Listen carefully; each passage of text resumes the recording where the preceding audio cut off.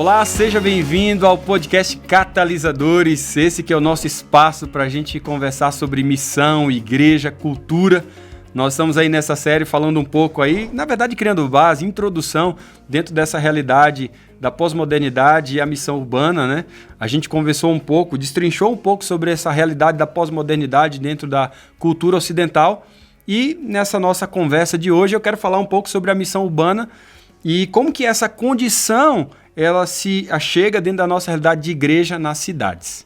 Essa mudança da condição moderna, né, para pós-moderna, ela encontra o seu epicentro, eu acredito, nas grandes cidades. E você vai ver muitas outras pessoas, eu não estou sozinho, o próprio David Bosch, naquele livro Missão Transformadora, ele também vai falar um pouco disso, né, que somente é possível a gente apreciar a magnitude do desafio contemporâneo ao a gente começar a examinar, tendo como o pano de fundo aqui quase 20 séculos de história eclesiástica, né?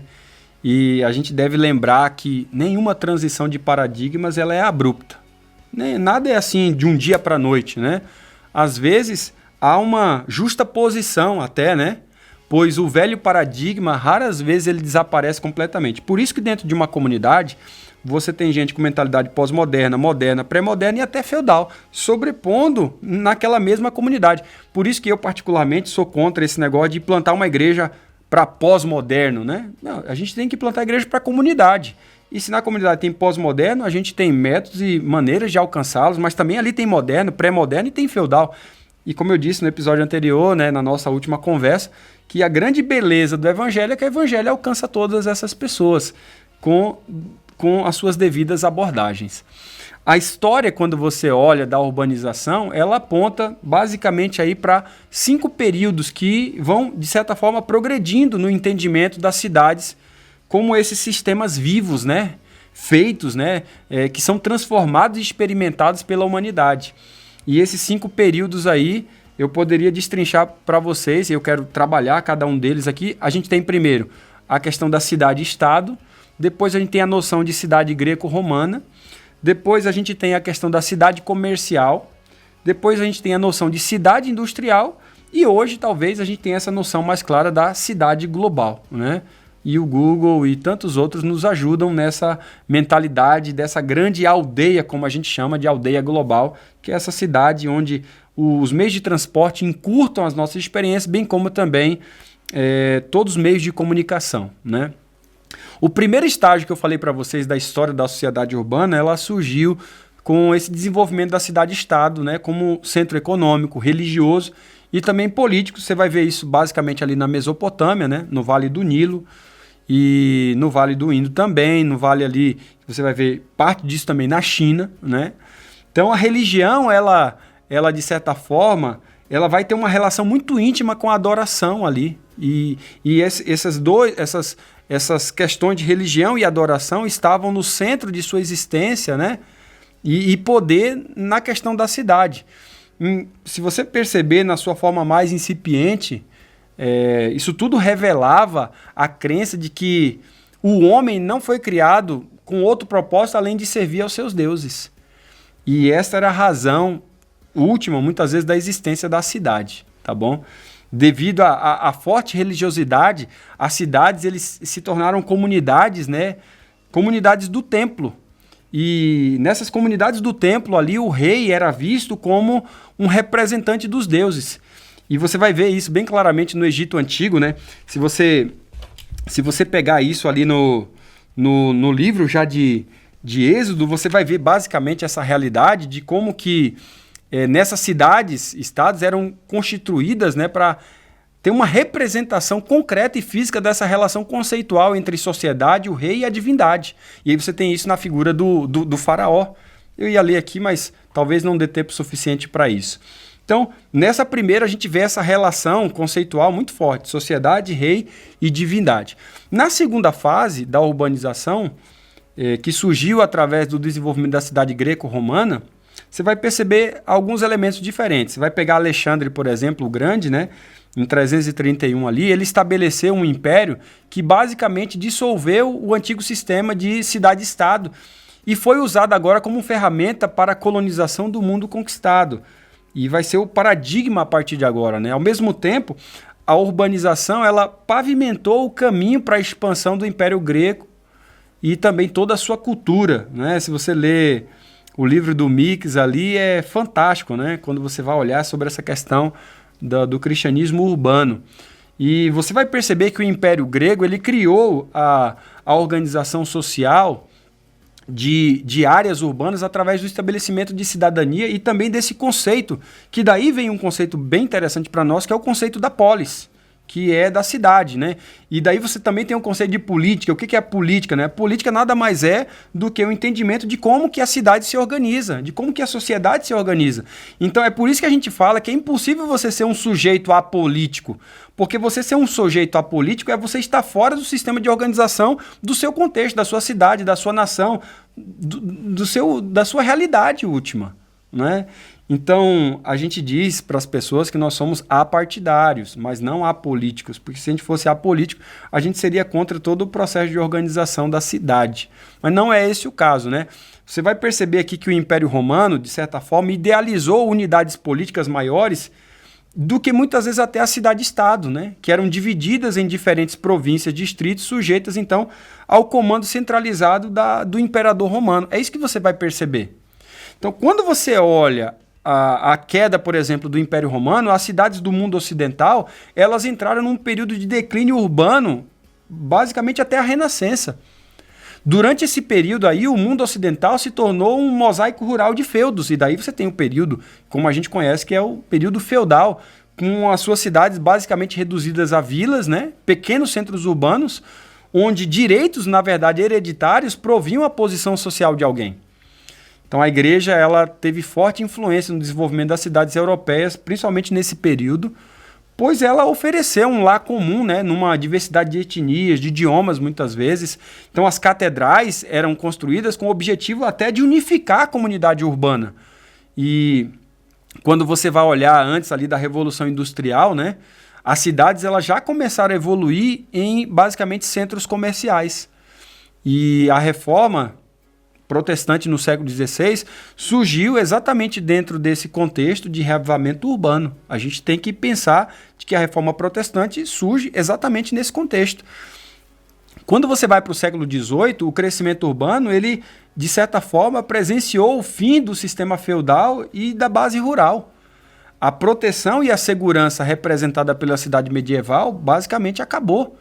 E o iluminismo, que era essa nova cosmovisão, começa a entrar em cena.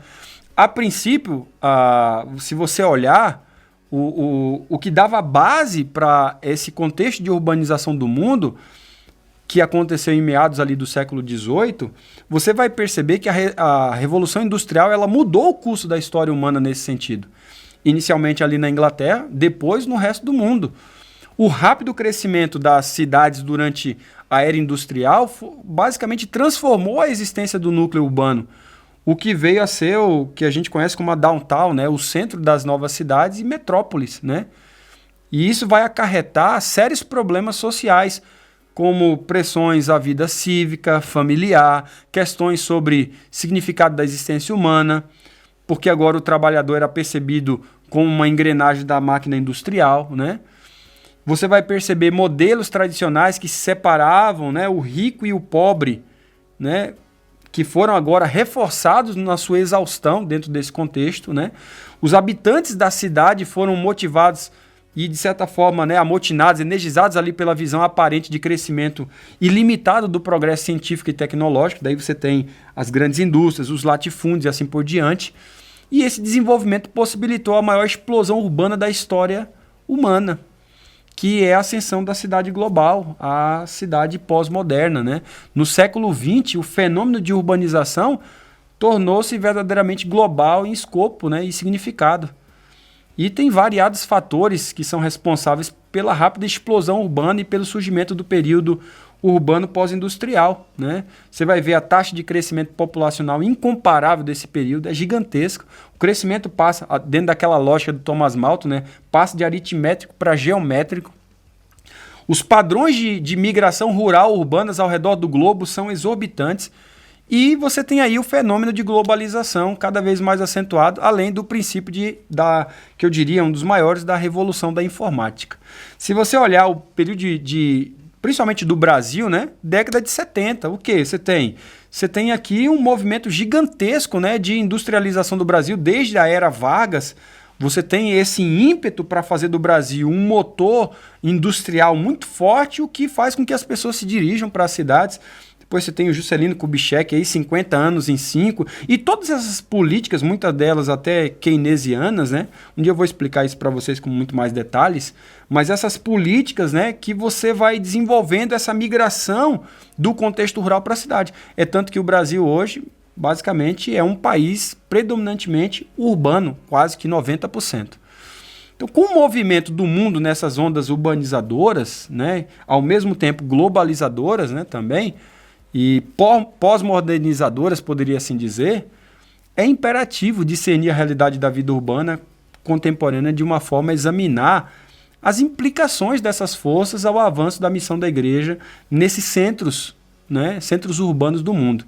E nesse contexto, a igreja precisa entender o seu papel e, ao mesmo tempo, a sua responsabilidade em enfrentar o desafio.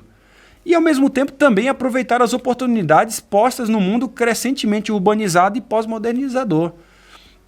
Eu creio, particularmente, que a consciência urbana, como a nova forma de viver e a nova fronteira às missões, chama a igreja local a ser enviada dentro do seu contexto, de uma cultura, e deve ser sempre muito mais contextual. E isso tem muito a ver com essa visão de uma igreja missional, que é essa igreja que tem essa mentalidade de desenvolver o mesmo ímpeto transcultural no seu próprio contexto. A igreja aqui é chamada a engajar-se discipulando as nações, o que requer uma comunicação que seja inteligível do evangelho em todo o contexto. A igreja também aqui é chamada a ser muito mais encarnacional, seguindo o exemplo de Cristo, né? Ela se mistura, ela demonstra os aspectos práticos do exemplo encarnacional do seu Senhor, e tudo isso enraizado em seu amor incondicional pelos moradores da cidade. Por ser contextual e, ao mesmo tempo, né, encarnacional, a igreja possui essa clara responsabilidade de se engajar em todas as circunstâncias contextual e cultural, o que, ao meu ver, intrinsecamente inclui os centros urbanos do mundo. No entanto, aqui é muito importante a gente ressaltar que o pós-modernismo ele desafia sim a missão da igreja urbana, pois a ética pós-moderna ela expõe e repudia os valores modernos que moldaram a igreja. Então, é possível, né, que você tenha uma liderança hoje em dia que veio de um contexto rural e está agora num contexto urbano e o front aqui, o fight, né, a briga é intensa, o choque de mentalidade é muito forte. E algumas igrejas nós estamos vendo isso. Outras vezes você veio para o contexto urbano, mas você foi educado por pessoas com mentalidade rural e você ainda carrega muitos resquícios desse contexto rural e você está num contexto urbano que desafia você também. Eu sei que os nossos filhos já nasceram nesse contexto urbano, já nasceram tocando em iPad, já nasceram tocando em tela de celular e para eles a informática, para eles os meios de transporte é muito mais simples. Ninguém aqui mais, dessa geração mais novinha, sabe o que é máquina de datilografar. Essas pessoas não têm mais ideia sobre questões básicas de utensílios que a gente utilizava e que hoje são completamente incomuns. É quando você percebe essa realidade dessa igreja que entende o seu contexto e que, ao mesmo tempo, se coloca no campo da ação para ser parte de um movimento onde traz fidelidade ao evangelho, que a gente também começa a olhar muito mais oportunidades. O pós-modernismo, de fato, ele desafia a missão da igreja urbana por causa dessas questões que de certa forma, expõem e repudiam os valores modernos que moldaram a igreja. Mas, por outro lado, a igreja urbana ela precisa de consciência também. E ela precisa da sensibilidade necessária para não comprar criticamente, né? Vale tudo, a gente aceita tudo. Não, a gente tem que alcançar os pós-modernos e tem que ser como eles e assim por diante. Comprar acriticamente. Acriticamente. A ética pós-moderna e, basicamente, nem continuar a se permitir ser capturado pela armadilha moderna. Ou seja, nós não queremos viver no polo aqui, tá? Nem ser acrítico com a pós-modernidade e nem, ao mesmo tempo, ficar na armadilha moderna de não poder avançar com algumas questões. Aceitar criticamente os conceitos pós-modernos é abrir a porta ao sincretismo. Dessa forma, a condição pós-moderna força a igreja urbana a reexaminar suas prioridades e missão, pois, de certa forma, a gente vai perceber que isso colide com o cerne da essência da igreja e requer que, mais uma vez, a igreja se abra de maneira intencional à transformação divina. Ao mesmo tempo, se não pensar em fazer essa exegese do seu contexto, essa interpretação do seu contexto, esse esforço de entender, ela se arrisca a se tornar isolada da cultura em que vive. E aí a gente vai convidar as igrejas a estarem em processo de estagnação e posteriormente de declínio e, consequentemente, um gueto sectário completamente à parte, um alienígena do seu contexto. Veja a tensão que a igreja sofre nesse processo da urbanização. Nem seguir criticamente a pós-modernidade, nem ficar inerte à modernidade. E tudo isso fazer centralizado aqui no Evangelho. Tudo isso seguindo aquilo que é os fundamentos da palavra de Deus. Um dos problemas mais críticos na missão urbana para essa sociedade relativista e pós-modernizadora é a contextualização. E essa palavra é uma palavra difícil, né? É uma palavra difícil e todo mundo tem medo dela. A questão é que contextualização genuína só é possível se a base de sua relevância estiver estabelecida sobre uma verdade eterna e imutável. É a palavra de Deus. Então, do pressuposto, a gente já começa aqui tendo confronto. Mas, ao mesmo tempo, a partir de que esse pressuposto ele é levado também em consideração, a gente se abre para um diálogo muito mais fecundo, onde o Espírito Santo é competente para fazer valer tal verdade. Aqui o processo de missão urbana precisa ser estabelecido sobre a palavra de Deus e ser guiado pelo chamado de Cristo para evangelizar e construir crentes em fortes comunidades de fé. Entretanto, também é responsabilidade da igreja urbana traduzir, né? E não transformar o evangelho à mente pós-moderna, mas traduzir. Eu percebo que muita gente, na verdade, quer falar às gerações pós-modernas no contexto urbano muito mais com a sociologia do que com a teologia. E quando eu falo a teologia aqui, eu estou falando com a base do texto bíblico. Eu não estou falando de que nessa interdisciplinariedade a gente não pode abordar outros segmentos do saber. Mas eu estou falando de que a gente não pauta a palavra de Deus refém desses outros conhecimentos, mas traduz a palavra de Deus a partir da realidade do seu contexto, trazendo a fidelidade ao Evangelho. A pós-modernidade, portanto, pessoal, chama a igreja urbana para que ela abrace a tensão paradoxal de ser autoritativa e contextualizada. Entenda o que eu estou querendo dizer aqui. Isso é base para a gente falar sobre missão urbana. A igreja precisa entender e abraçar essa tensão paradoxal de ser autoritativa e contextualizada. Em outras palavras, avaliar continuamente as estratégias e práticas de missão para a sua relevância cultural, mas, acima de tudo, na sua integridade bíblica. É essencial para a igreja urbana que ela busque alcançar pós-modernos, tornando-se sensível à condição pós-moderna, mas, ao mesmo tempo, permanecendo fiel à essência bíblica da fé cristã. Do contrário, a gente entra numa roubada. No processo da compreensão das tendências da sociedade contemporânea, que é tão polarizante por aí, tão diversa e tem de tudo, a todos os gostos, a igreja urbana ela pode encontrar novas oportunidades para o testemunho que não estavam talvez presentes no início da era moderna. Se muitas vezes na era moderna a gente estava fechado para a questão da racionalidade, uma apologética altamente articulada, agora algumas dessas oportunidades que a pós-modernidade nos dá, algumas dessas oportunidades mais significativas, se encontram nos pós-modernos, no contexto urbano. E são encontrados aqui aberturas às realidades espirituais, ao desejo de uma experiência comunitária como nunca antes. E para isso, nós precisamos aproveitar essas deixas, para que possamos, através das implicações que a pós-modernidade nos traz, encontrar os princípios para uma missão urbana que seja fiel biblicamente.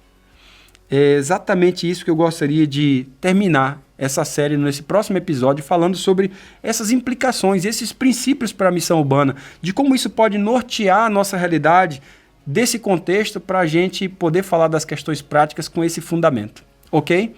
Eu espero você no próximo episódio, tenho certeza que vai ser uma bênção nessa nossa próxima conversa. Se isso foi legal para você, compartilha com outros, eu tenho certeza que muitas pessoas terão a oportunidade de ampliar suas fronteiras quando a gente falar sobre missão urbana, ao ter contato com esse tipo de diálogo.